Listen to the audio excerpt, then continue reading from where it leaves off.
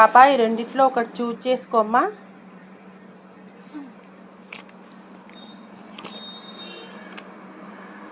మజ్జిగ పులుసు చేస్తాను ఇవాళ. మజ్జిగ పులుసుకి కావాల్సిన ముక్కల్ని ముందుగా వేయించుకోవాలి. నేను బెండకాయ, టమాటా, క్యారెట్ వేసాను.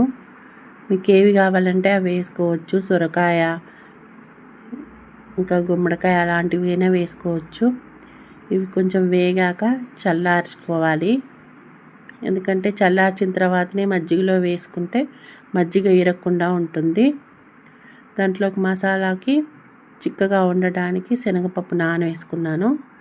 కొంచెం శనగపప్పు నానబెట్టుకున్నవి, ధనియాలు, జీలకర్ర, చిన్న అల్లం ముక్క, పచ్చిమిరపకాయలు వేసుకొని దంచుకొని మెత్తగా పేస్ట్ చేసుకొని పెట్టుకోవాలి. కరెంట్ లేదని చెప్పేసి రోట్లో దంచుకున్నాను. మీరు మిక్సీలో వేసుకోవచ్చు. తర్వాత కావలసుకున్న మజ్జిగను చిలుక్కోవాలి.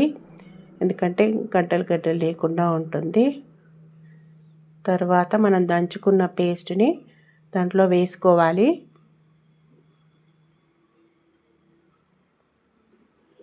తర్వాత కొంచెం పసుపు,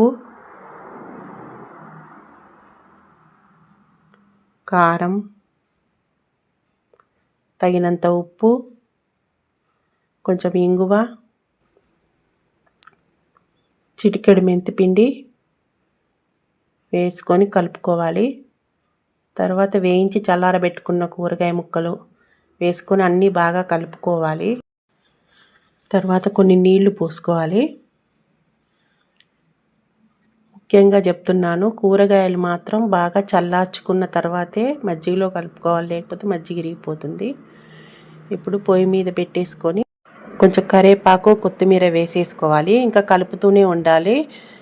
కలపడం ఆగిపోతే విరుగుతాయి.